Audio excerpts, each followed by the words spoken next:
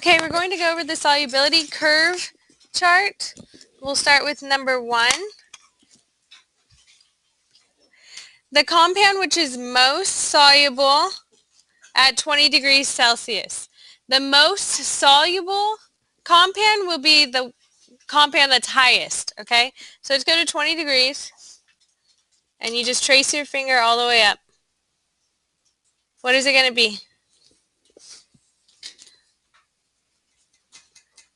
Okay, very good.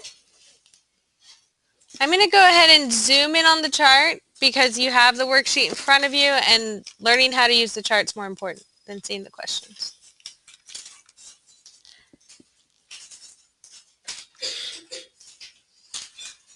Okay. Derek, will you shut the lights off, please? The compound which is the least soluble at 10 degrees Celsius, so least soluble is the line that you're going to run into first.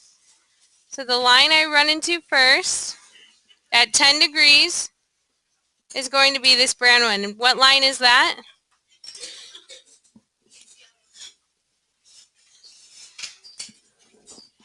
Number 3, the compound which is least soluble at 80 degrees. Natalie, go sit in the back.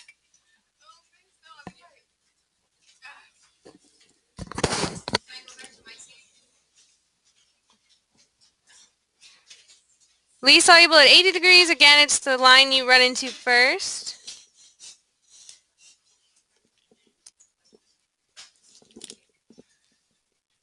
Can you just trace your finger up at 80 degrees? Anybody have any questions this far on how to figure out what's least soluble or most soluble? Okay. If it's least soluble, that's the line you're going to run into first. If it's most soluble, it's the line that you run into last, depending on whatever temperature it tells you. The number of grams of potassium nitrate needed to saturate 100 milliliters water at 70 degrees Celsius is. Okay, so at 70 degrees Celsius, and the line we're looking for is KNO3. So those are 2 pieces of information that they gave us. Here's KNO3, and it's asking you when is it going to be saturated. So I'm going to trace 70 degrees up to the line KNO3 until I actually touch the line. And that's at 130 grams. So 130 grams is what I would write for question number 4. On question number 5, the formulas of the compounds which vary inversely. Inversely is if one goes up, the other goes down. So the relationship is inverse with temperature. So as temperature increases, which 3 compounds does the solubility start to decrease? So it's the lines that start to go down like that. There's 2. 1, 2, 3. It's 3 and HCl. Okay, so if you look, these are the 3 lines that are going down as temperature is increasing. So if you look at the bottom, that's the temperature. As it warms up, it's getting hotter, it's moving to the right.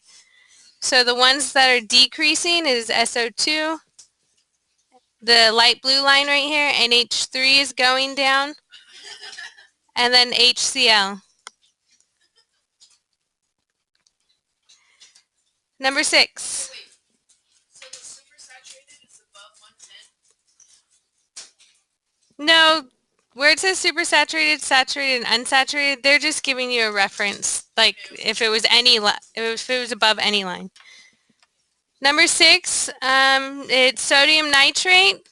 It's saturated at 10 degrees Celsius. How many additional grams need to saturate at 50 degrees? So first I'm going to find NaNO3. Okay. It's this blue line right here. And it says at 10 degrees, it's saturated right here at 80. How many grams are needed to saturate it at 50 degrees. So then I trace with my other finger. Oh wait, no, I like Okay, so what's the difference from this to this? And you just go up by tens, okay? So 10, 20, 30, about 39 or 40 would be fine. So you would need 39 additional grams to get it saturated at 50 degrees. Number 7, 100 milliliters of KCl. First I'm going to find KCl. So the best thing to do is look for the compound in the graph that you're looking for. Okay, first identify, find it. KCl, okay, it's this brown one right here.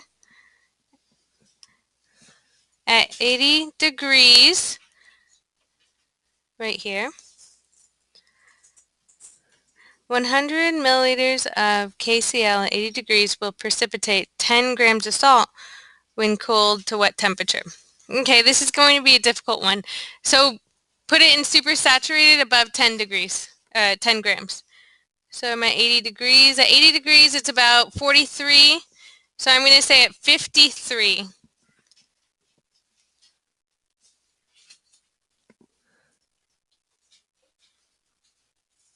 Or even if we kept it at, if you keep it at 80 degrees Celsius, if you change the temperature to 60 degrees, okay, this is about a 10 gram difference from here to here. So what it's saying is when you're in super, 5, okay, then change the temperature to 70 degrees. Because you're looking at the distance from KClO3, from the brown line.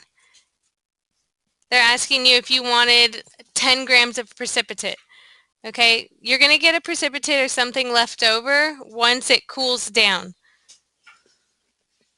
So you can say that puts us at about 70 degrees. So for number 7, put 70 degrees. I'll explain why. So it says at 80 degrees, it's saturated. And we can look, at 80 degrees it is saturated.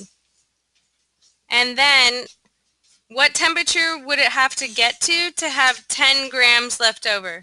So if we cool it down to 70 degrees, you're going to have about 10 grams left over once it cools down.